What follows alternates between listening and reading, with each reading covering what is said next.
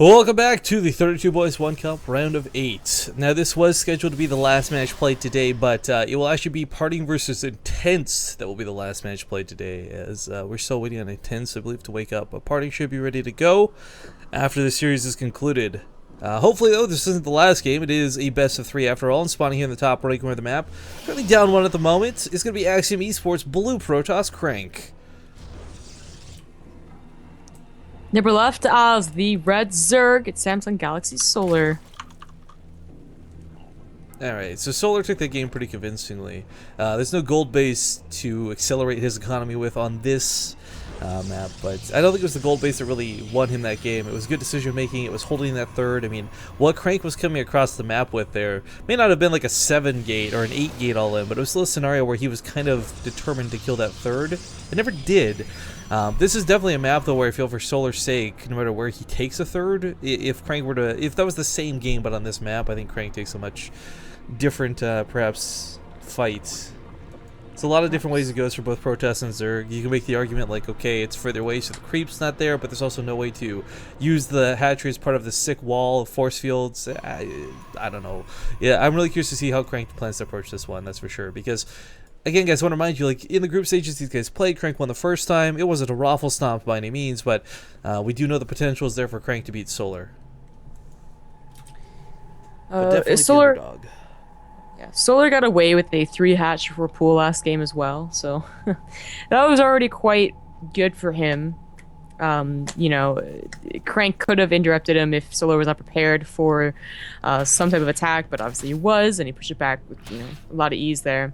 CranK, I love that he went for the frontal wall. Solar's not going to do anything really aggressive, it looks like. He's getting speed, so maybe he will. Maybe he'll pump out a couple of lings and at least try, see what he can do. But usually if there's a wall like this, that's more of an indication not to do something. I mean, even if you dedicate, you can still get the Nexus cancel for a really long time, but... That's true. But I mean, you're right. Like, Solar saw this. I don't know how much he dedicate to seeing this, or after seeing this too. I mean, you got the Mothership Core, which is going to shell away the Lings. Normally, you know, this is an awkward time where maybe with an earlier pull you get here, the Zealot can't really come, and they start chipping away the Cyber Core, and it's awkward, and it's annoying, but hard to get Whoa! Oh! You serious? 1 base in it. This is so risky. I think this might work, though, because look what Solar's done behind this, right? Like that quick double expand. I don't know. This is even worse than, like, you know, gateway attacks, like on 2 bases, or, you know, they kind of depend on not being scouted. This is actually going to be scouted as well. Oh, yeah, he sees it with the Lynx at the top of the ramp. Misconceptions that maybe CranK forgot a Nexus. No. He just got 2 gateways. It's just, this is even worse. Oh, he's this is... going up the Stargate, too, so not just a gateway attack. You know what I think it is? I don't think CranK was planning to 1 base it. I think CranK thought Solar was going for like a 14-14, like, kind of all-in attack. Yeah, you see those first 4 Lings, maybe you misread the scenario. Yeah, so it was like a situation where if he saw Solar plant down a 3rd, he would have taken a Nexus instead of 2 gateways, but there was no probot in the field. Well, I like this idea to go for the Nexus still, but it's the Stargate I'm really keen on here, really seeing what he plans to do with it. CranK has shown us in the past he's got pretty decent Oracle control. I'm personally a big fan of Phoenixes. I've stated this across multiple casts in the past, but let's not forget the nice thing about the Stargate more than any of those units is if you're really scared of roaches, you can sometimes have a good time with a Void Ray. Nice catching these Lings, by the way. You know, Solar too, he saw these extra gateways. This Nexus still comes down later.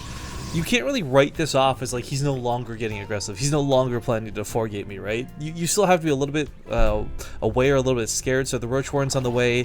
He'll probably pump out a couple of units here. We see him mixing some Lings with the drones. I think it's just for scouting more than anything else. But I mean, you can't really say like, okay, CranK's definitely not going to come to my base now. It's not the case at all, especially with an Oracle coming too. Well, this Queen's really out of position here at the natural. Yeah, I don't think Solar saw the Stargate at all, much less the Oracle. And CranK is following this up with a gateway attack. What sucks about CranK doing a gateway attack, though, is that Solar sees 2 gateways at the front. That's already 5 gateways. So, like, he's going to prepare for another attack, whether it's 5 or 7, you know, he doesn't care. He's going to prepare by making units. Well, 7 kills with the Oracle is kind of that magic number when you're fighting against the Queen, so Nice little bit of harass here on Solar's half of the field. CranK, of course, got a little bit more juice in this Oracle. Might get a couple more kills, but I mean, realistically speaking, a Queen should be able to hold this off. It's quite low. A little worried that CranK does not have a pylon on the field yet. This is what that probe is trying to do, but he needs to go pretty much the long way around to actually get it down. Of course, without that, any attack is really not that great. Well, the Void Ray did come out. Gonna be good at cleaning up Overlords, and even better at trying to make sure roaches don't end his day. As far as CranK's sake, though, I mean, like, the Forge is a little bit later, so his upgrade's gonna be delayed. Sadly, just barely not gonna be able to catch this Overseer before hatching. He should be able to keep him from scouting too much. Oh, forgot the changeling. Probe. He didn't forget! The probe got it. Nailed it. But he forgot. It didn't attack it long enough to see the other gateways down. What's so weird, though, is that CranK, he got all these gateways, but... Without a pylon, you can't do much with it, right? Yeah, that might be why he's not doing anything. Probably is, actually. But yeah, Forge and a Robo, so... it was pretty much just going to be used for production. Ugh. The best case. And Merry-Go-Round is already hard enough to get a third, much less when you're in a pretty weird, bad situation from just... mis-scouting, pretty much, misinterpreting what your opponent was doing. I'm getting a little bit worried for CranK. His composition is really not going to look good versus Hydras. Yeah, I'm already pretty worried. The CranK, I feel like the only thing he can do, I mean, is, okay, yeah, go up to Colossus and try and play out the long game, you know, get that perfect or really good Protoss composition.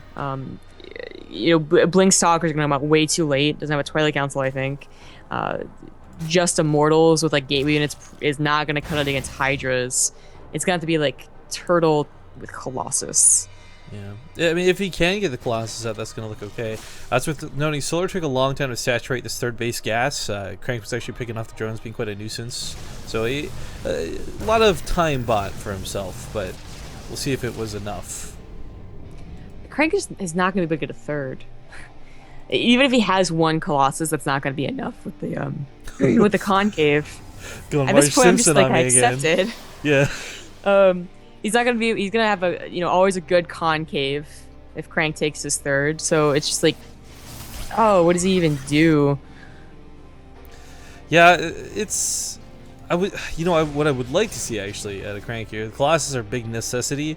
100% needs them. Can't take a second to not get at least 2 out, but. If you can find somewhere to squeeze in a Warp Prism, that might work out pretty well. Same kind of concept applies where, like, Zerg not so good at defending Terran drops with Roach Hydra. Same sort of thing with the Warp Prism.